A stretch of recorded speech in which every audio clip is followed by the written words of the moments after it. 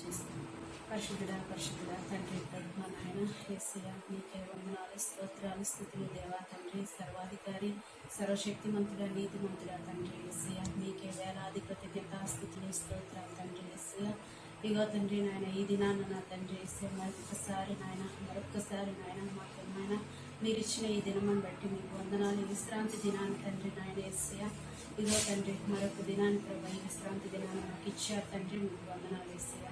ఇగో తండ్రి యేసయ్యా ఇగో ప్రభు నా తండ్రి మొదటిగా ప్రారంభ ప్రార్థనలో ఉండండి నాయన యేసయ్యా తండ్రి, అలాగే ఒప్పుకోలు ప్రార్థనలో ఉండండి తండ్రి, అలాగే నాయన వాక్య సందేశంగా మీరు ఉండండి యేసయ్యా, అలాగే ముగింపు ప్రార్థనలో ఉండండి ప్రభు మీకు వందనాలు యేసయ్యా తండ్రి నాయన నిన్ను ఆరాధించి కీర్తించడానికి తండ్రి నాయన యేసయ్యా మమ్మల్ని అందరినీ కూడా తండ్రి నాయన ఈ పరిశుద్ధాత్మతో నింపి నడిపించండి నాయన. అలాగే వాక్యంలో నాయన మా సంఘ కాపరి ప్రభావం దైవజనం ఆశీర్వదించి నాయన ఈ పరిశుద్ధాత్మను కుమ్మరించి తండ్రి నాయన ఏడంతల ఆత్మను మా తండ్రి యేసయ్యా మా దైవజనం మీద నాయన కుమ్మరించి తండ్రి నాయన నాతో నా తండ్రి నీ అద్భుతమైన మాటలతో నా తండ్రి మా అందరితో తండ్రి నాయన నీ వాక్యంతో మాట్లాడి నడిపించమని నా తండ్రి నాయన సమయం అంతట్లో ఉండమని నాయన దినమంతట్లో ఉండమని నాయన తండ్రి మీరే ఈ కార్యక్రమం చూస్తున్న ప్రతి ఒక్కరిని ఆశీర్వదించి దీవించి నాయన తండ్రి ప్రభా నాయన నడిపిస్తారని ప్రభా వేలాది వందనాలు స్తోత్రాలు స్థుతులు నాయన కృతజ్ఞతాస్థుతులు స్తోత్రాలు చెల్లించుకుంటూ తండ్రి యేసు పరిశుద్ధ నామం ప్రార్థన అడిగి వేడుకొంచున్నాను తండ్రి ఆమేన్.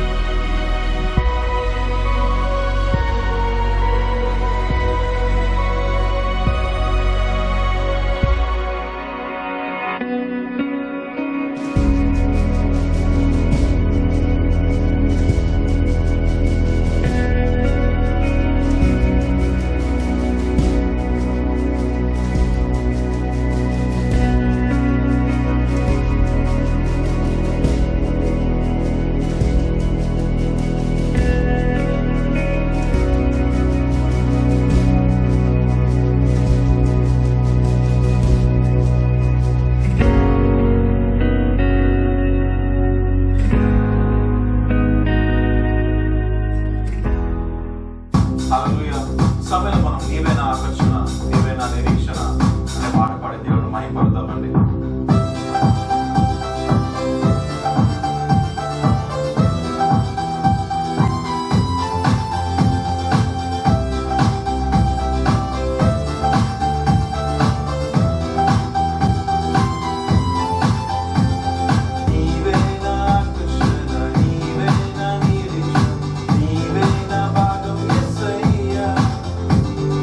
నీవేనా సంరక్షణ నీవేనా ఆదరణ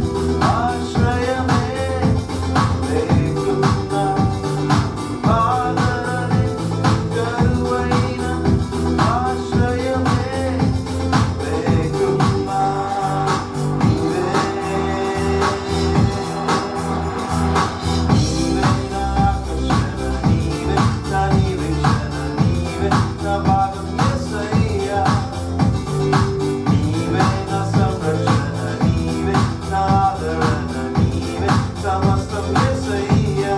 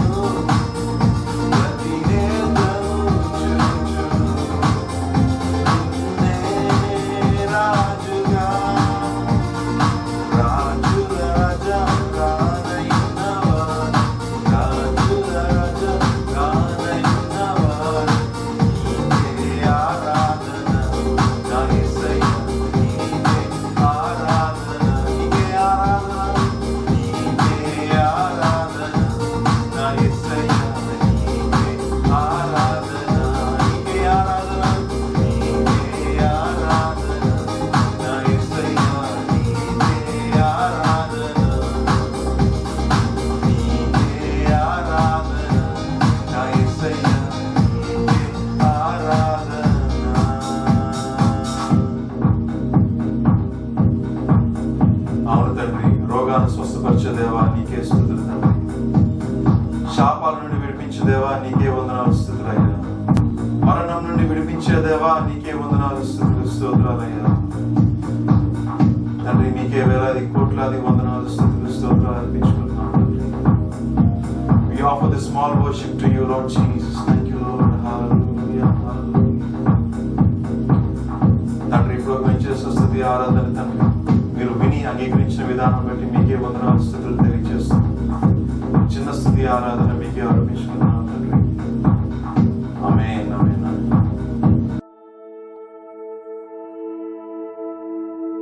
హల్లెలూయా. దేవాది దేవుని నామమునకు మహిమ కలుగును గాక.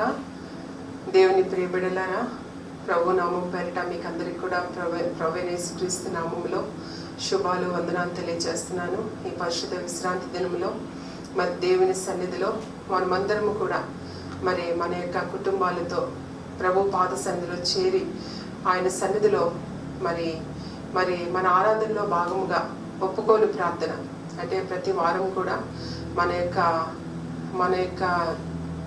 అంతరంగ స్థితిని మనం పరిశీలన చేసుకోవటానికి ప్రభు మనకు అనుగ్రహిస్తున్న కృపను బట్టి దేవునికి మహిమ చెల్లించుకుంటున్నాను. మరి ఈ సమయంలో మీరందరూ కూడా దేవుని సన్నిధికి వచ్చి కూర్చున్నారని నమ్ముచ్చు దేవునికి మహిమ చెల్లిస్తున్నానండి. మరి ప్రతి ఒక్కొక్కరు వ్యక్తిగతంగా దేవునితో మాట్లాడే సమయం ఇది. ఎవరి మట్టుకు వారే ప్రభుతో మన యొక్క జీవితాన్ని ప్రభు ఎదుట పెట్టి గడిచిన వారం అంతట్లో తెలిసి చేస్తాము తెలియక చేస్తాము అనేకమైన పాపాలు మన జీవితంలోకి వస్తూ ఉంటాయి కనుక వాటి విషయమై మనం ఒప్పింపబడడానికి మరి దేవుని సన్నిధిలో మనం మోకరించి ఉన్నాం. ప్రతి ఒక్కరు కూడా మరి దేవుని సన్నిధిలో మన హృదయాన్ని కృమ్మరించుకొని ప్రభుతో మనం మాట్లాడదాం ఈ సమయంలో. అందుకు వాక్యంలోకి మన ప్రార్థనలోకి వెళ్లే ముందుగా ఒక వాక్య భాగాన్ని మనం చదువుకుందామండి. లూకా సువార్త. మరి లూకా గారి వైద్యుడని మనకు తెలుసు. వైద్యుడైన లూకా రాసిన సువార్త 21వ అధ్యాయంలో మరి 34వ వచనంలో ఈ విధంగా రాయబడి ఉంది. మీ హృదయములు ఒకవేళ తిండి వలన కానీ మత్తు వలన కానీ ఐహిక విచారాల వలన కానీ మందముగా ఉంటే ఆ దినమున అకస్మాత్తుగా మీ మీదకి ఉరి వచ్చినట్లు రాకుండా మీ విషయమే మీరు జాగ్రత్తగా ఉండండి అని మరి లూకా భక్తుడు మరి ఇక్కడ వాక్యాన్ని రాస్తున్నారు. ఈ వాక్య భాగం మనందరికీ తెలిసిందే. ఒకవేళ మన హృదయాన్ని మనం పరిశీలన చేసుకోవాలి. ఈ సమయంలో మనందరం కూడా దేవుని సన్నిధిలో మోకరించి మరి అనేకమైన మత్తు ఈ లోకం అంటేనే ఒక మత్తు ప్రపంచం. ఇలాంటి భయంకరమైన పాపపు లోకంలో మనం జీవిస్తున్నాం. ప్రతిదినం కూడా ఈ లోకంలో ఉన్న గాలి ద్వారా వచ్చే దుమ్ము ధూళి మన శరీరానికి ఎలాగైతే అంటుకుంటుందో పాపం కూడా మన జీవితంలోనికి ప్రవేశిస్తూ ఉంటుంది. కనుక దీని విషయంలో దేవుని సన్నిధిలో పశ్చాత్తాపడడానికి దేవుని సన్నిధిలో మనం చేరామండి. మనందరం కూడా కళ్ళు మూసుకోండి. ప్రభుతో మనం మాట్లాడదాం. ఈ సమయంలో మీరందరూ కళ్ళు మూసుకొని దేవుని సన్నిధిలో మన యొక్క హృదయం అంతటిని కూడా దేవుని ఎదుట పెట్టి మనం ప్రార్థన చేద్దాం. మా ప్రభువైన యేసయ్య, నీ పాద సన్నిధికి నాయన ప్రభా, ఇదిగో నాయన అయ్యా నీ యొక్క బిడ్డలతో కలిసి ప్రభా నేను కూడా నీ పాదం చెంత ప్రార్థన చేస్తున్నాను ప్రభా. తండ్రి నాయన, ఈ పశ్చాత్తాప ప్రార్థన నాయన ఒప్పుకోలు ప్రార్థనను ప్రభా మీరు అంగీకరించమని వేడుకుంటున్నాం ప్రభా. దేవా మరి నాయన మా జీవితాల్లో నాయన నా తండ్రి మా ఎదుట ప్రభా ఈ సమయంలో ప్రభా మీ సిలువను ప్రభా మీ మరణమును ప్రభా మీ పునరుద్ధాన బలమును ప్రభా మా ఎదుట పెట్టుకొని తండ్రి మీ సన్నిధిలో మేము వేడుకుంటున్నాం ప్రభా. దేవానికి వందనాలు ప్రభా. దయచేసి అందరూ కూడా మీ కండ ఎదుట ప్రభు యొక్క సిలువ మరణ పునరుద్ధానాన్ని పెట్టుకొని మనం ప్రార్థన చేద్దామమ్మా. మరి ప్రభు యొక్క త్యాగము ద్వారా ఎవరి కొరకు త్యాగం చేశారు? మనందరి కొరకు. మనం పాప రహితుడైన ఆయన ఏ పాపం ఎరుగని ప్రభు మన కొరకు శాపగ్రస్తుడుగా పాపమైన దేవునిగా మార్చబడ్డారు ఆయన.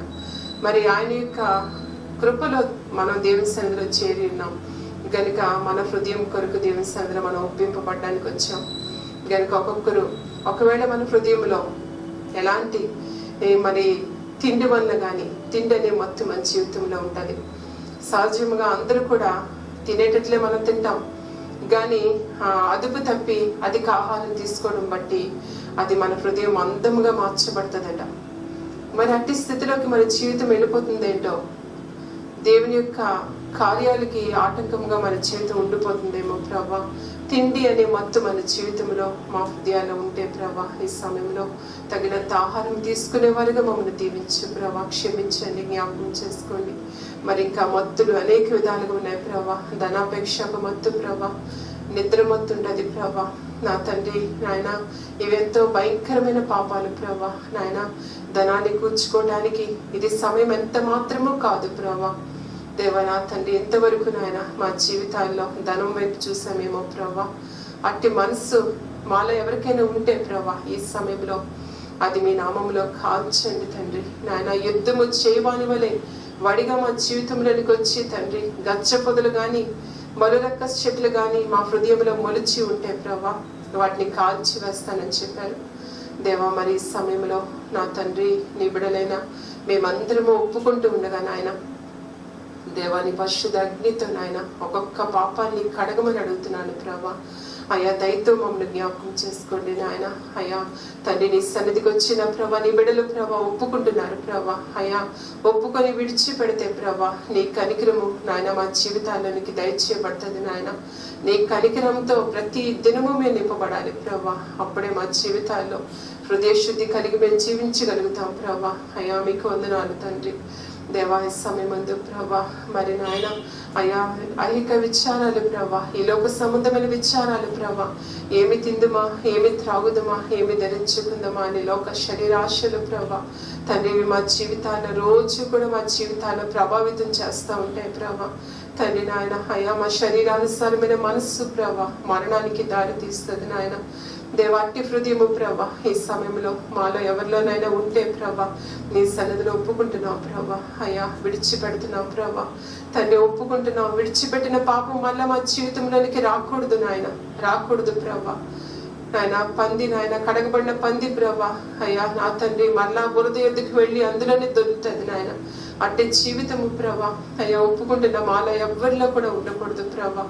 దేవాని కృప చూపించండి నాయన. ఈ లోక సంబంధమైన తండ్రి నాయన ఇంకా ఆచారాలు ప్రభా, నా తండ్రి అయ్యా భక్తిగా ఉన్నాం అనుకుంటాము కానీ ప్రభా, లోక ఆచారాలు ఎన్నో మా జీవితానికి వస్తుంటాయి ప్రభా.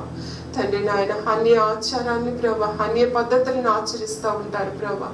తండ్రి నాయన, అయ్యా ఇది మంచి దినం అని, ఇది మంచి దినము కాదని, మరి అది ఒక పాపము ప్రభా. నా తండ్రి నాయన, అయ్యా ప్రతి క్యాలెండర్స్ లో తండ్రి అయ్యా దినాలు చూస్తారు నాయన, వాస్తులు చూస్తారు నాయన. దేవా నా ప్రభా, అయ్యా నాయన, అలాంటి స్థితి ఒకవేళ అలాంటి జీవితము మా సంఘములో ప్రభా, మా కుటుంబాల్లో ఎవరిలోనైనా ఉంటే ప్రభా, దయతో క్షమించమని అడుగుతున్నాను ప్రభా. అయ్యా నీ రక్తముతో నాయన ఒక్కొక్క పాపాన్ని కడగండి నాయన. దేవా, పాపాన్ని క్షమించటానికి నాయన, కడగవేయటానికి నాయన, మమ్మల్ని బాగు చేయటానికి నాయన నువ్వు సిద్ధముగా ఉన్నావు ప్రభా. అయ్యా మేము ఒప్పుకుంటే ప్రభా, మాలోకి నీవు వచ్చి ప్రభా తండ్రి మా అంతరంగాన్ని శుభ్రపరుస్తారు నాయన. అయ్యా నీ పాద సన్నిధిలో ప్రభా, ఈ లోకములో ఉన్న మాలిన్యం ఏది కూడా ప్రభా అయ్యా మా అందరిలో ఎవరిలో అయితే ఉన్నదో ప్రభా, ఆ మాలిన్యం అంతా కూడా యేసుక్రీస్తు రక్తములో కడిగి నాయన మమ్మల్ని పరిశుద్ధులుగా చేసి ప్రభా, పవిత్రులుగా చేసి ప్రభా తండ్రి నీ యొక్క నీ సన్నిధిలో యోగ్యమైన పాత్రలుగా నాయన మమ్మల్ని తయారు చేస్తున్నందుకే మీకు వందనాలు ప్రభా. నీ నామమునికే మహిమ చెల్లిస్తున్నాం ప్రభా.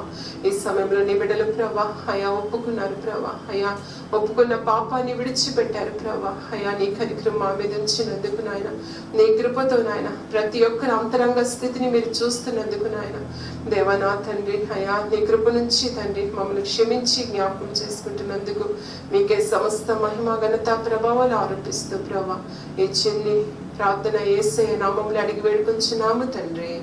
ఆమేన్, ఆమేన్, ఆమేన్.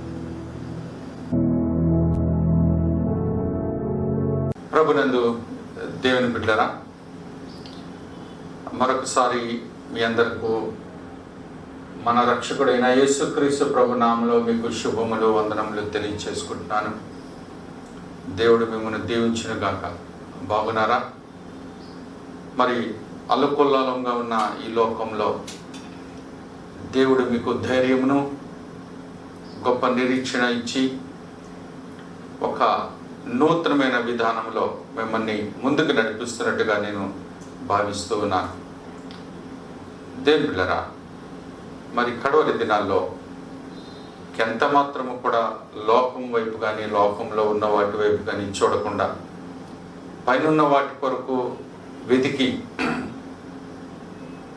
వాటిని మనం వెంబడించాలి, వాటిని మనం సంపాదించుకోవాలి. దేవుని బిడ్డలారా, ఇంకేదైనా నువ్వు సంపాదించుకోవాలి, ఇంకేదైనా సరే నీకు కావాలి అనుకుంటే పరలోక సంబంధమైన ఈవులు తప్ప భూ సంబంధమైన దేని విషయంలో కూడా ఇక నువ్వు ఆశించొద్దు అని నేను మీకు మనం చేస్తూ ఉన్నాను. హల్లెలూయా. ఎందుకు భూ సంబంధమైనవి ఏవి కూడా ఆశించొద్దు అని అంటున్నాను అంటే, భూ సంబంధమైన ఈవులు మనకు అక్కర్లేదా? అవసరము కాదా? అవి పాపమా? కాదు, అవన్నీ ఉండొచ్చు, దేవుడే మనకి ఇస్తున్నాడు. కానీ దానివల్ల కలిగే నష్టం ఏంటంటే, సరిగ్గా సంఘము ఎత్తబడే సమయం వచ్చేసరికి మన యొక్క ఇష్టము, మన యొక్క మమకారము, మన సంతోషము ఈ లోకానుసారమైన వస్తువుల మీద, లోకానుసారమైన మనుషుల మీద ఉన్నట్లయితే ఎత్తబడే సమయం రాగానే అవసరమైతే ఎత్తబడుటకు కూడా నువ్వు ఆగిపోతావు. ఎందుకంటే నీ సంతోషము, నీ ఆనందము, నీ ఇష్టము ఎక్కడుందంటే ఈ లోకంలో ఉన్న వస్తు సంపదలో మనుషుల మీద ఉంటే అవి నీకు తాళ్ళుతో కట్టి కిందకి లాగుతూ ఉంటాయి. నువ్వు ఎగిరిపోతాను అంటే అవి నిన్ను వెళ్ళనీయకుండా క్రిందకి లాగుతూ ఉంటాయి. అలాగే లోతు భార్య, లోతు కుటుంబం కూడా ఒకసారి ఆలోచించండి.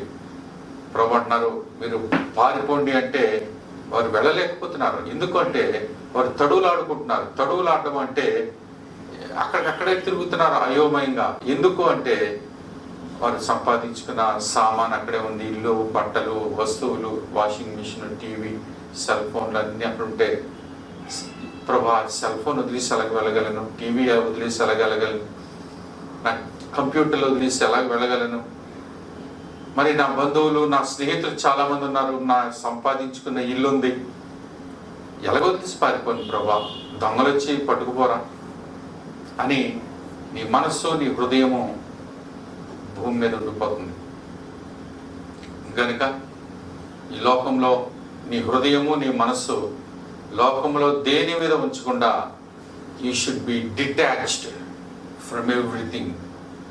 ప్రతి విషయం మీద కూడా నువ్వు డిస్కనెక్ట్ అయ్యి రెడీగా ఉండాలి. నువ్వు డిస్కనెక్ట్ కాకపోతే అక్కడికి నువ్వు ఎగిరే అవకాశం ఉండదు. నీకు భూలోకంలో అనేక విషయాల చేత నీ కాళ్ళు చేతులు కట్టబడున్నాయి. ఏవేవో డబ్బు విషయమో, ధనము విషయమో, ఇల్లు విషయమో, వివాహమో, చదువో, ఉద్యోగాలు, వ్యాపారాలు, ఏవేవో బంధకాలు నిన్ను పట్టున్నాయి. వాటన్నిటినీ కూడా తెంచుకొని రెడీగా ఉంటే యేసయ్య వచ్చినప్పుడు మనం ఎగిరిపోవడానికి అవుతుంది. ఆ బంధాలు, పారిపోతున్న లోతు భార్య ఒక్కసారి ఆ వేసుకున్న బంధాలు వెనక్కి లాగి ఒక్కసారి లాగే వెనుతిరిగి చూచింది. ఉప్పు స్తంభమై ఆగిపోయింది. దేవుని బిడ్డలారా, తన ప్రయాణం ఆగిపోయింది. సరే, మరి ఈరోజు లేఖనంలో ఒక చిన్న వాక్యాన్ని చదువుకొని ముందుకు వెళ్దాం. యోబు గ్రంథము 1వ అధ్యాయం 10వ వచనాన్ని చదువుకుందాం. దయచేసి బైబిల్ ఉన్న వారందరూ తీసి చదవలసిందిగా, చూసుకోవాల్సిందిగా కోరుతున్నాను. నీవు అతనికి, అతని ఇంటి వారికి, అతనికి కలిగిన సమస్తమునకును చుట్టూ కంచె వేసితివి కదా. నీవు అతని చేతి పనిని దీవించుచుండుట చేత అతని ఆస్తి దేశంలో బహుగా విస్తరించినది. అయినను నీవు ఇప్పుడు నీ చెయ్యి చాపి అతనికి కలిగిన సమస్తమును ముత్తినేడలా అతడి నీ ముఖం ఎదుటిని దూషించి నిన్ను విడిచిపోవును అని యెహోవాతో అనగా. చిన్న ప్రార్థన చేసుకుందాం. మహోన్నతుడా, ప్రియుడైన మా దేవా యేసయ్య, వందనాలు. మీరు ఇచ్చిన శ్రేష్టమైన లేఖన భాగం బట్టి స్తోత్రాలు. వాక్యమును ఆశీర్వదించి విరిచి మాకు పంచిపెట్టండి. యేసునామమున వేడుకున్నా తండ్రి, ఆమేన్. దేవుని బిడ్డలారా, చదవబడిన లేఖనంలో సాతానుడు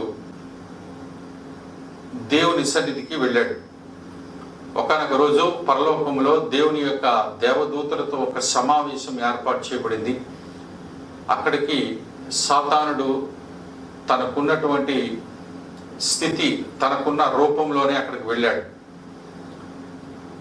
వెళ్ళి నిలబడగానే అందరికి కొట్ట వచ్చినట్టు కనిపిస్తున్నాడు సాతాను. అందరూ మహిమలో తెల్లగా ఉంటే మనోడు నల్లగా విపరీతంగా కనిపిస్తా ఉన్నాడు. వెంటనే ప్రభు అడుగుతున్నాడు, నా ఎక్కడి నుంచి వచ్చావు అంటే అతను అంటాడు, నేను ఇటు అటు తిరుగుచూ వచ్చాను. భూమి మీద ఇటు అటు తిరుగుతూ, వాడి పని అది, తిరుగుతూ అందరి మీద నేరారోపణ చేస్తూ, వాడు అలాంటి వాడు, వీడు ఇలాంటి వాడు, ఆమె లాంటిది, ఈమె లాంటిది అని లోకమంతటిని కూడా కలుషితం చేసేసి సరైన తలంపు, ఊహ, ఆలోచనలు రానియకుండా చేయడమే సాతానుడు డ్యూటీ. అయితే సాతానుడు వచ్చిన వెంటనే ప్రభువారు, నా సేవకుడైన యోబుని చూసావా, అతను ఎంత యథార్థవంతుడు అని అతన్ని మెచ్చుకొని అతిశయిస్తూ చెప్తా ఉంటే సాతానుడు అంటాడు, సర్లే ప్రభా, అతడు ఎందుకు అలాగా మంచివాడు అయిపోయాడు, నీకెందుకు భక్తుడు అయిపోయాడు అనుకుంటున్నావు అని అంటూ 10వ వచనంలో, నీవు అతనికి, అతని ఇంటి వారికి, అతనికి కలిగిన సమస్తమునకు చుట్టూ కంచి వేసితివి కదా. యోబు కుటుంబం, తన భార్య బిడ్డలకు, తనకిచ్చిన ఆస్తికి, సంపదకు, తన ఇంటికి, తనకు నాది అనుకుని ఉన్నది ఏదైతే ఉన్నదో వాటన్నిటి చుట్టూ కంచి వేశావు. అంటే అర్థమేంటి? కంచి వేయడం అంటే దేని గురించి కంచి వేశాడు ప్రభు? పశువులు, మేకలు వచ్చి, గొర్రెలు వచ్చి తినేయకుండానా? కంచి అంటే అర్థమేంటి? దేవుడు యోబు కుటుంబం చుట్టూ కంచి వేశాను అంటే పశువులు, గాడిదలు రాకుండా ఉండడానికి ఆ కంచి వేశాడు ప్రభు? కాదు. కంచి ఎందుకు వేశాడు? సాతానా, నువ్వే అతడి ఇంటిలో ప్రవేశించుకుంటున్నట్లు నేను కంచి వేశాను. ఆ సాతానుడు అంటాడు, అందుకే నీకు భయభక్తులు కలిగి చక్కగా ప్రార్థన చేస్తున్నాడు, వాక్యం వింటున్నాడు. నువ్వు ఒక్కసారి కంచి తీసేస్తే, చిన్న బాధలు, కష్టాలు వస్తే, అనారోగ్యాలు, వ్యాధులు వస్తే, ఆర్థికపరమైన ఇబ్బందులు వస్తే, శ్రమ, వేదన, బాధ, నొప్పి కలిగితే అప్పుడు నిన్ను దేవుడిని దూషిస్తాడు. దేవుడు లేడు, ఎవరు లేరు, చర్చి మానేస్తాడు, ప్రార్థన మానేస్తాడు, దేవుని మహిమపరచడం, ఆరాధన, ఆ గొప్ప గొప్ప మాటలు పలుకుతున్నారు కదా ఆరాధనలో, ఇంకా అవన్నీ మానేసి నన్ను కూడా తిట్టడం మానేస్తారు. సాతానా అని మాటికి నన్ను గద్దించుతా ఉన్నారు. యేసునామములో పో పో పో, చీ చీ చీ అంటున్నారు గనక అప్పుడు నన్ను కూడా వారు తిట్టడం, గద్దించడం మానేస్తారు అంటున్నారు. అయితే ప్రభు అన్నారు, అయితే నువ్వు కంచి తీసేస్తాను, ఒకసారి టెస్ట్ చేసుకొని చెప్పి అనుమతి ఇచ్చాడు. దేని బిడ్డరా, ఈ మాటలు ఇలాగ ఉన్నాయి. సరే, ఈరోజు నా ప్రశ్న ఏంటంటే, సరే దేవుడు యోబు చుట్టూ కూడా, తన కుటుంబం చుట్టూ, తన భార్య బిడ్డల చుట్టూ, తనకి ఇవ్వబడిన ప్రతి ఆస్తి చుట్టూ కూడా దేవుడు కంచె వేశాడు. సాతానుడు ప్రవేశించకుండా, నాశనము కలుగు చేయకుండా, పాపంలో పడిపోకుండా. నా ప్రశ్న ఏంటంటే, యోబు చుట్టూ కంచె వేశాడు కదా దేవుడు, మరి ఆదాము అవ్వ చుట్టూ ఎందుకు దేవుడు కంచె వేయలేదు? ఆదాము అవ్వ చుట్టూ ఎందుకు కంచె వేయలేదు? నేను దేవుని సన్నిధిలో దేవునితో ప్రాధేయపడి అడుగుతున్నాను, ప్రభా, ఆ దినం ఏదైనా వనంలో ఆదాము అవ్వ చుట్టూ కూడా యోబు చుట్టూ కంచె వేసినట్టుగా కంచె వేస్తే ఈ సాతానుడు ప్రవేశించకుండా ఉండేవాడు కదా, పాపంలో పడకుండా ఉండేవాడు కదా. ఈరోజు కోట్ల కొలది ప్రజలు నశించిపోయి నరకంలో పడుతూ ఉన్నారు, నిన్ను విమర్శిస్తున్నారు, ముఖ్యంగా దేవుని నామానికి వ్యతిరేకంగా తిరుగుబాటు చేస్తున్నారు. కనుక ఆదామావ చుట్టూ కంచి వేస్తుంటే ఈ దుస్థితి, ఈరోజు పరిస్థితి రాకుండా ఉండను కదా అని ప్రభు సన్నిధిలో అడిగాను. దేవుని బిడ్డరా, ఇలాంటి తర్వాత నాకు భయం వేసింది. ప్రభా, అడగకూడని ప్రశ్నగా నేను అడిగానేమో, వేయకూడని ప్రశ్న కానీ వేశానేమో, మనకు అనవసరమైన సబ్జెక్టులోనికి వెళ్తున్నామేమో అన్న భయం కూడా వేసింది.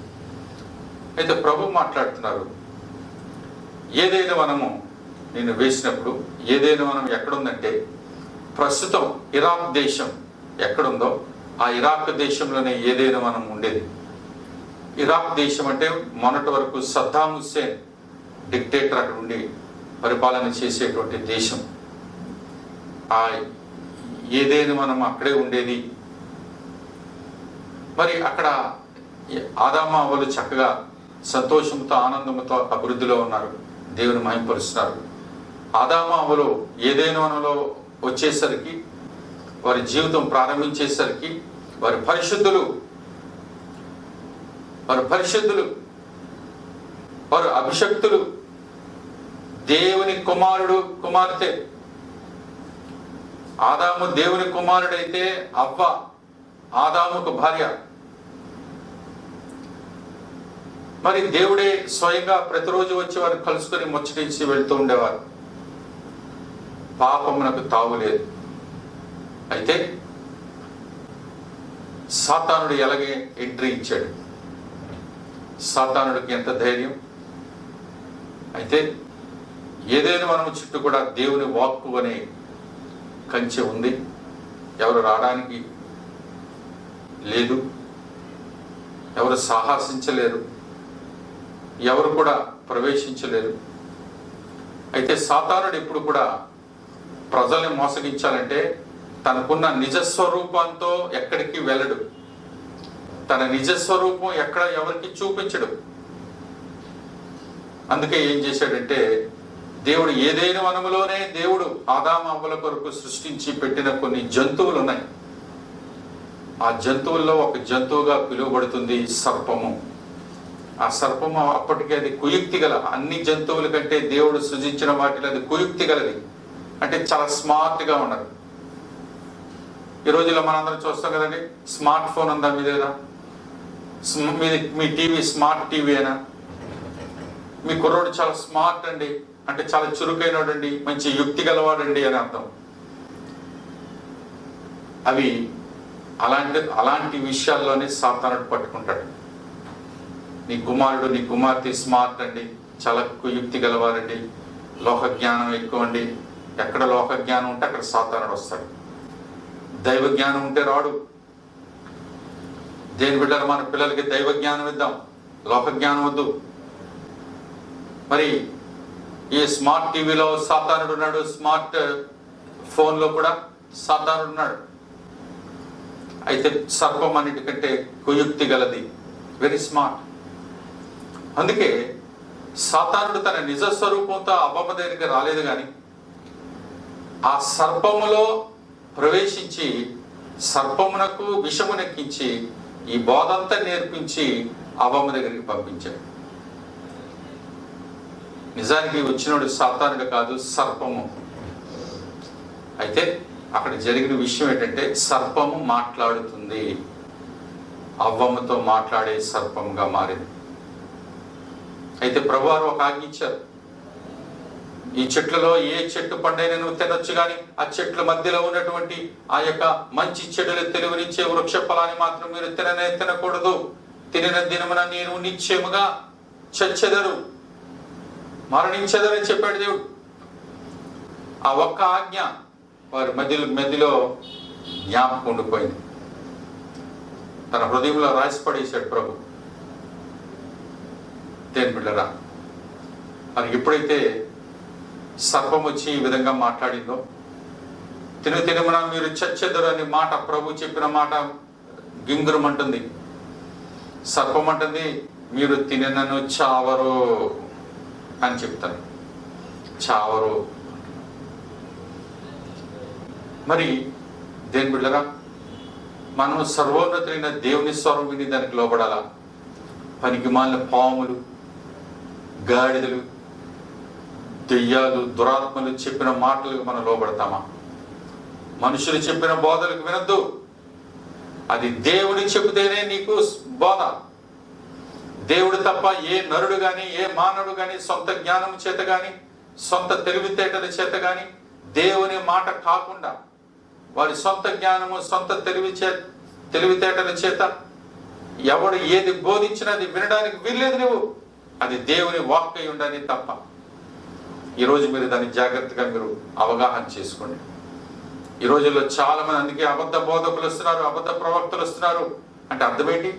అబద్ధ బోధకుడు అబద్ధ ప్రవక్త ఏం చేస్తాడు? దేవుని మాటను పక్కన పెట్టి తన సొంత బోధ మీకు ఇస్తాడు, సొంత జ్ఞానాన్ని మీకు బోధిస్తాడు, లోకానుసారమైన అట్రాక్షన్కి మిమ్మల్ని లాగుతాడు, దీవిస్తాడు, ఆశీర్వదిస్తాడు, కాపాడుతాడు, నేను కొట్టడు, నీకు మరణమే లేదు, నీకు సంతోషమే, జీవమే, పరలోకమే. ఏదైనా మనం ఏం చెప్పాడండి? నువ్వు తిరుదినమున నువ్వు చావనే చావు, నువ్వు దేవదూతలు అయిపోతారు. ఈరోజు పాస్టర్లు ఎక్కువ ఏం చెప్తుంటారండి? దేవుడు దీవించును, ఆశీర్వదించును, కాపాడును, రక్షించును, స్వస్థపరచును, నీకు ఏది కావాలో, నీకు కొడుకు కావాలా కొడుకు ఇచ్చును, కూతురు కావాలా కూతురు ఇచ్చును, ఇద్దరు పిల్లలు కావాలా ఇద్దరిని ఇచ్చును, ముగ్గురు కావాలా ముగ్గురిని ఇచ్చును, పెళ్లి కావాలా పెళ్లి చేయను, అన్నిటికీ నీకు ఏది కావాలో అది ఇచ్చేస్తాను. కానీ దేవుని చిత్తానుసారంగా బోధించే బోధకుడేడి? దేని బిడ్డారా, దేవుని వాక్కు ఎప్పుడు కూడా గద్దించేదిగా ఉంటుంది. దేవుని వాక్కు ఎప్పుడు నీకు బుద్ధి చెప్పేదిగా ఉంటుంది. దేవుని వాక్కు ఎప్పుడు నిన్ను చెక్కేదిగా ఉంటుంది, నిన్ను సరి చేసేదిగా ఉంటుంది. అది ఒక్కటే దేవుని వాక్కు. దేవుని ఆశీర్వాదాలు కూడా ఉన్నాయి, కాదనలేదు. బైబిల్లోది మీరు చదువుకుంటే ఎన్నో ఆశీర్వాదాలు. అంటే నువ్వు దేవుని సన్నిధిలో సరిగ్గా జీవించుకున్నాను, దేవుని మాటకు లోపడకపోయినా ఆశీర్వాదాలు మీకు వచ్చేస్తాయి అని చెప్తాడు కొంతమంది. No, that is never. God's blessings always been conditional blessings. అవి ఎప్పుడు కూడా ఒక ఖండితముగా నువ్వు వాక్యానికి లోబడితే ఇలాగ చేస్తేనే నీకు ఆశీర్వాదాలు.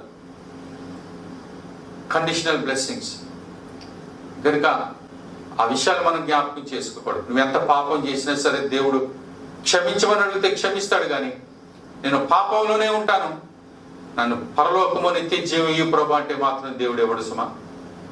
నేను క్షమించి మారు మనసు కలిగి బ్రతుకు మార్చుకుంటానంటే ఇస్తాను. కానీ నేను పాపంలోనే ఉంటాను, పాపం చేస్తూనే ఉంటాను, చర్చకు వస్తూనే ఉంటాను, వాక్యం వింటూనే ఉంటాను, పాపం చేస్తూనే ఉంటాను, నన్ను పరలోకానికి తీసుకెళ్ళి అంటే అలాంటి వారు మోసపోనక్కర్లేదు.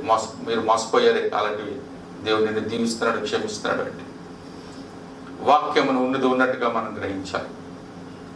అయితే అక్కడ జరిగిన సంగతి ఏంటంటే, ఆ సర్పం ద్వారా సాతానుడు ప్రవేశించి ఆ మాట ద్వారా ఆ సర్పము మాట్లాడుతూ ఉండగా ఎంత తీయనైన పలుకులు పలికిందంటే, ఆ పలుకులకి ఇంకొక నూతనమైన బోధ వచ్చింది. అంటే దేవుని మాటలు కాదు, సాతానుడు మాటలు ఇప్పుడు తీయగా ఉంటాయి. సాతానుడు మాటలు నీకు నచ్చినవిగా ఉంటాయి.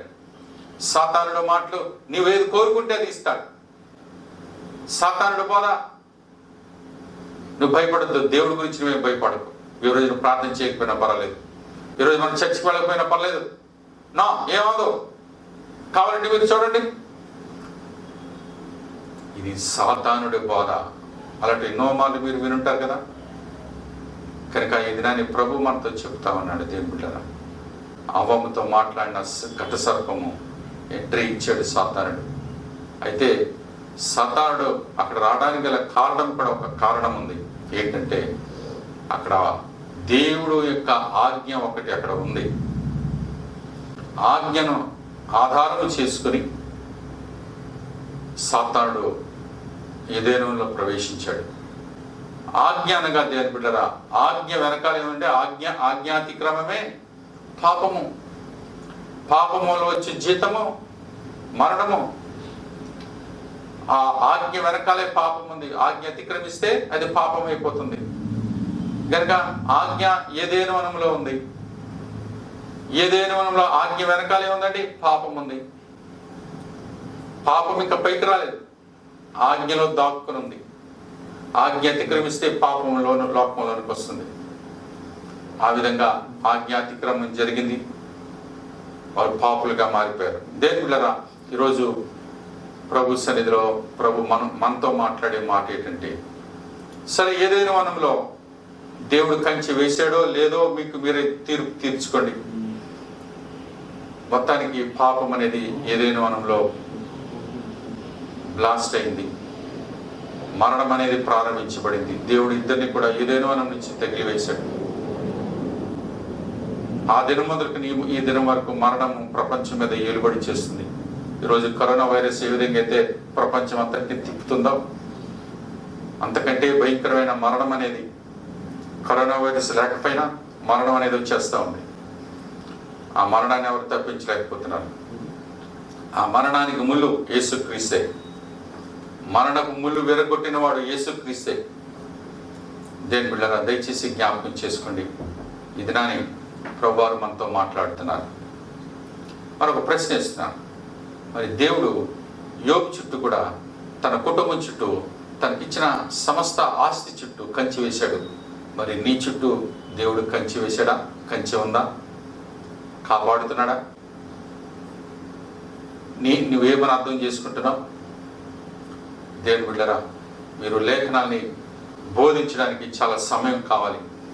కానీ షార్ట్ కట్లో చెప్పాలంటే దేవుడు మనందరి చుట్టూ కూడా కంచి వేశాడు. దేవుని బిడ్డలారా, అందుకే నేటి వరకు మనము నిర్మూలము కాకున్న వారము. దేవుని యొక్క కంచె క్రైస్తవ భక్తులు, విశ్వాసులకు మాత్రమే కాదు, అన్య జనులకు కూడా దేవుడు రక్షణ ఇస్తున్నాడు. హల్లెలూయా. ఆ పట్టణంలో 10 మంది నీతిమంతులుంటే ఆ పట్టణమును బట్టి ఆ పట్టణంలో ఉన్న ప్రజలందరినీ రక్షిస్తున్నాడు. ఆ పట్టణంలో ఉన్న ప్రజలందరి మీదకి రక్షణ ఏ విధంగా వచ్చింది? ఈ 10 మంది నీతిమంతులు ఉండటం బట్టి.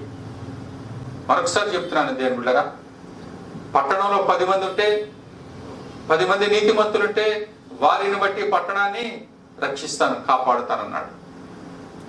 మరి ఈ దినం పాపులందరూ అందరూ ఎందుకు రక్షించుకోలేదు? అందరూ చక్కగా బ్రతుకుతున్నారు, మనకంటే కొంతమంది ఎక్కువగానే బ్రతుకుతున్నారు. పట్టణంలో ఉన్న భక్తులు, సెయింట్స్, పరిశుద్ధులు, పరిశుద్ధ సంఘము ఉండుటను బట్టి ప్రపంచంలో పరిశుద్ధ దేవుని సంఘం ఉంది. మన పట్టణంలో జీవము గల దేవుని సన్నిధి ఉంది. పరిశుద్ధులు ప్రార్థనలు చేస్తున్నారు, పరిశుద్ధులు దేవుని కొరకు మొరపెడుతున్నారు, ఏడుస్తున్నారు, కన్నీరు కారుస్తున్నారు, దేవుని వైపు చేతులు చాచి అంగలారుస్తున్నారు. దేవా, నా తండ్రి, నా ప్రభు అని యేసయ్యను తమ గుండెల్లో నింపుకున్నారు. దివారాత్రులు ప్రభు సన్నిధిలో అంగలారుస్తూ, ఏమున్నా లేకపోయినా నువ్వు ఉంటే మాకు చాలు యేసయ్య అని పాడుతున్నారు. ఆ విధంగా ప్రార్థన చేస్తున్నారు. వారు చేస్తున్న ప్రార్థనలు బట్టి ఆ పట్టణం రక్షించబడుతూ ఉంది. ఆ పట్టణం రక్షించబడడానికి కారణం ఏంటండి? పోలీస్ డిపార్ట్మెంట్ వారు కాదు, డాక్టర్లు కాదు, ఇంజనీర్లు కాదు, ఎవరు కాదు, ప్రార్థించే సంఘమును బట్టి. ఆ 10 మంది కూడా ఆ పట్టణంలో లేకపోతే గొప్ప విపత్తు ఆ పట్టణానికి వస్తుంది. దేవుని బిడ్డలారా, అందుకే ప్రభు ప్రతి గ్రామంలో ప్రతి సంఘము, ప్రతి గ్రామంలో సంఘము, ప్రతి పట్టణంలో సంఘాలు, ప్రతి పట్టణంలో ప్రార్థనా పనులు లేపుతున్నాడు. ఎందుకో తెలుసా? పట్టణము పాడైపోకుండానట్లు, దేశము నిర్జనమైపోకుండానట్లు, దేశము పాడైపోకుండానట్లు, బద్దలైన సందుల్లో నిలుచుటకు తగిన వాడెవడని నేను ఎంతగా విచారించినను ఒక్కడైనను కనబడలేదని ఇశ్రాయేలీయుల గురించి మాట్లాడుతా అని చెప్తా ఉన్నా. అందుకే ఇశ్రాయేలీయులు అక్కడ ఒక్కడైనను ప్రార్థనా పరుడు లేకపోవడాన్ని చూసి ఇశ్రాయేలు అందరినీ కూడా బబులోను దేశానికి చెరగా వెళ్ళిపోయారు. ఒక్కడు మిగలలేదు. దేవుని బిడ్డలు ఒక్కడు మిగలలేదు. రోజు మనం జ్ఞాపకం చేసుకుందాం, మన కుటుంబాల చుట్టూ ఈరోజు దేవుని సన్నిధి కంచే కాపుదల ఉంది. దేవుని బిడ్డలారా, మీరు 91వ దావీదు కీర్తన చదివినా, 139వ దావీదు కీర్తన చదువుతుంటే అది చాలు మనకి.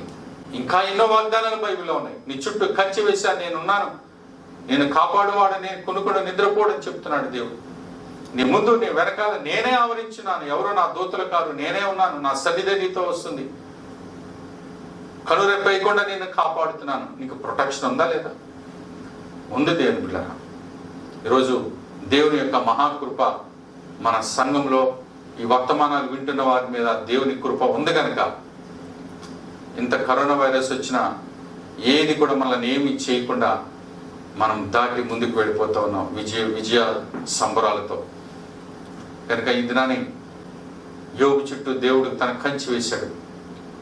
మరి ఈ దినాన్ని ప్రభు తన యొక్క మహిమ కొరకు అప్పుడప్పుడు నీకు ఏదైనా చిన్న చిన్న శ్రమలు, కష్టాలు, ఇబ్బందులు వస్తూ ఉంటాయి. దాన్ని చూసి జడిసిపోతున్నావా, పారిపోతున్నావా, పిచ్చివాళ్ళగా అరుస్తున్నావా? అరవద్దు దేవుని బిడ్డరా. నిలకడగా ఉండి ప్రభు గురించి అడగండి. యోబు అంటున్నాడు, దేవుని చేత ఆశీర్వాదాలు అయితే తీసుకుంటాం, శ్రమ అయితే వద్దా? దేవుని చేత కృపలు పొందుకోవడానికి అయితే రెడీ, ఆశీర్వాదం పొందుకోవడానికి అయితే రెడీ. శ్రమ కానీ, బాధ కానీ, వేదన కానీ, కష్టం కానీ వస్తే దేవుడు నీకు వద్దా? దేవుడు చెడ్డవాడైపోతాడా వెంటనే? నీకు దగ్గు, జ్వరం వస్తే దేవుడు చెడ్డవాడా? నీకు జ్వరమో లేకపోతే తలనొప్పి వస్తే దేవుడిని కీడు చేశాడు అనుకుంటున్నావా? వెంటనే దోషిగా చేసేస్తావా దేవుణ్ణి? చెయ్యొద్దు. ఇది రాని దేవుని బిడ్డరా, ఈ వర్తమానం వింటున్న మీ అందరి చుట్టూ దేవుని కంచి మనందరి చుట్టూ ఉంది. దేవుడు తన యొక్క ప్రాకారము మనందరి చుట్టూ కూడా వేస్తున్నాడు దేవుని బిడ్డరా. ఎందుకంటే మనము దేవుని బిడ్డలమై ఉన్నాం, దేవుని బిడ్డలమై ఉన్నాం కనుక మనము ఈ సమయంలో దేవుని సన్నిధిలో ఉండి ఆయన మీద ఆధారపడదాం. దేవుని కంచె మన చుట్టూ ఉంది. మనం విస్తారంగా ఫలించి అభివృద్ధి చెంది విస్తరించి భూమిని నిండించాలని దేవుడు కోరుకుంటున్నాడు. ఎప్పుడైతే దేవుని సన్నిధిలో దేవుని ఆజ్ఞలకు అతిక్రమించి దేవుని మాటను కాదని విచ్చలవిడిగా పర్వాలేదని నిర్లక్ష్యంగా తిరుగుతామో దయచేసి జ్ఞాపకం చేసుకోండి, కంచె దేవుడు తీసేస్తాడు. ప్రభువారు నిన్ను కొట్టరు, తిట్టరు, ఏం చేయరు. నీ చుట్టూ ఉన్న ప్రాకారాన్ని తీసేస్తే సాతానుడు, దుష్టుడు, అపవాది, దెయ్యాలు, దురాత్మలు, దుష్ట శక్తులు, పీడకలలు, చెడుపులు, చిల్లంగులు నీ మీదకి వస్తాయి. రాత్రప్పుడు పేకబట్టు నొక్కేస్తుందండి, రాత్రప్పుడు భయం కలుగుతుందండి, ఎవరో తిరుగుతున్నట్టున్నారండి. కంచె తీసేసాడేమో దేవుడు. దేవుని బిడ్డలారా, దయచేసి జ్ఞాపకం చేసుకోండి, ప్రభా నా ఇంటి చుట్టూ కంచె వేయి ప్రభా. యేసయ్యా నీ గుర్తు మా ఇంటి మీద ఉండాలి, మా అందరి నుదుటి మీద ఉండాలి, మమ్మల్ని అంగీకరించి ప్రభా అని చెప్పి ప్రార్థన చేయాలి. కనుక ఈ సమయంలో ప్రభు మనకి ఇచ్చిన వాగ్దానం ఏంటంటే, నిన్ను విడువను, నిన్ను ఎడబాయి. ఇదిగో యోబు చుట్టూ కంచె వేసినట్లుగా ఇది నన్ను ఇక్కడ వర్తమానం వింటున్నా మనందరి చుట్టూ దేవుడు కంచె వేశాడు. అందుకే మనం సంతోషంతో ఈ దినాన్ని దేవుని సన్నిధిలో వర్తమానం వింటున్నాం. దేవుని కృప, కరుణ, కటాక్షము, జాలి అపరిమితంగా మనందరి మీదకి వచ్చి మంచి ఫలాలు ఫలించేటువంటి తోటగా మనం ఏర్పడాలని మీకు కోరుకుంటున్నాను. దేవుని బిడ్డలారా, మంచి ఫలములు ఫలింపని ప్రతి చెట్టు నరకబడి అగ్నిలో వేయబడును. ప్రభువారు ఏదైనా వనంలో ఆదామామలు చెప్పారు, మీరు ఫలించి అభివృద్ధి చెంది విస్తరించి భూమిని నిండించి దాన్ని లోపరుచుకున్నది గనుక లోపరుచుకుని అని చెప్పారు. గనుక ఆ విధంగా దేవుని సన్నిధిలో మన యొక్క ప్రతి ఆశీర్వాదంను స్వాధీనం చేసుకుని ప్రభు సన్నిధిలో ముందుకు వెళ్దాం. అటువంటి అభిషేకం సన్నిధి మీకు తోడే నడిపించును గాక. ఆమేన్. God bless you.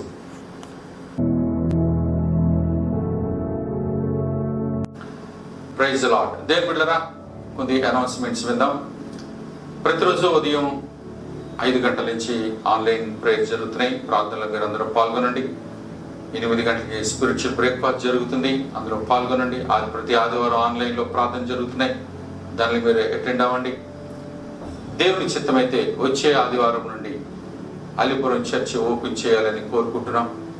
కానీ లిమిటెడ్గా కొందరికి ఒక బ్యాచ్ తర్వాత ఒక బ్యాచ్ని పిలిచి మీకు 1 అవర్ కార్యక్రమానికి మిమ్మల్ని పిలవాలనుకుంటున్నాం. ఆ ఇన్ఫర్మేషన్ మీకు ఇవ్వబడుతుంది. ఆ ప్రకారం వచ్చే వారం నుంచి తప్పకుండా మీరు రావాలని మీకు ప్రాధాన్యపడి మీకు మనవి చేస్తున్నాను. కనుక మరి విషయాలు జ్ఞాపకం చేసుకోండి. అలాగే మరి ప్రతి విషయాన్ని కూడా మీకు ఎవరైనా బలహీనతలు, అనారోగ్యాలు, వ్యాధులు, సమస్యలు ఉంటే మాకు తెలియచేయండి. సంఘము నిత్యము ప్రార్థన చేస్తున్నారు. ప్రార్థనా బలం దేవుడు ఇంకా మనకు ఎక్కువ ఇవ్వబోతున్నారు. ప్రార్థనా కార్యాలు జరుగుతూ ఉన్నాయి. దేవుని బిడ్డలారా, మీ ప్రతి అవసరత తీర్చబడినట్లు మాకు ఇన్ఫార్మ్ చేయండి. దేవుడు మీకు తోడేయుడును గాక. మరి కానుకలు పంపించవలసిన వారు ఎవరైనా ఉంటే మరి గూగుల్ పేలో నా ఫోన్ నెంబర్కి పంపించవలసిందిగా కోరుతున్నాను.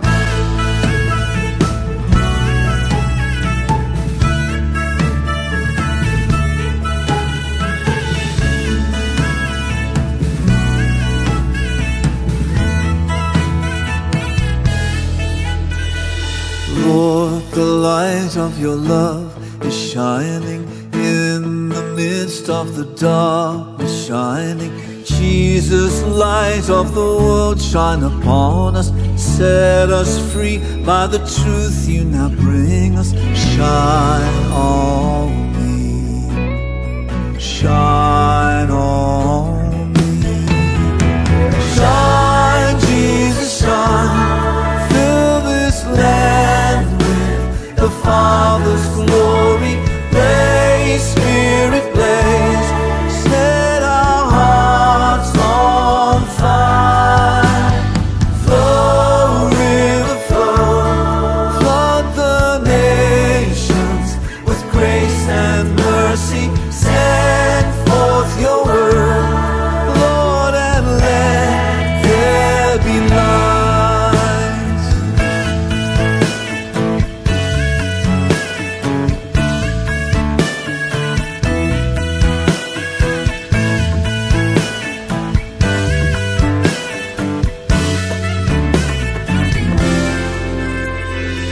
Lord, I come to your awesome presence, from the shadows into your radiance. By the blood I may enter your brightness. Search me, try me, consume all my darkness. Shine on me, shine on me. Shine, Jesus, shine, fill this land with the Father's glory. Blaze, Spirit, blaze, set our hearts on fire. Flow, river, flow, flood the nations with grace and mercy. Send forth your word, Lord, and let there be light.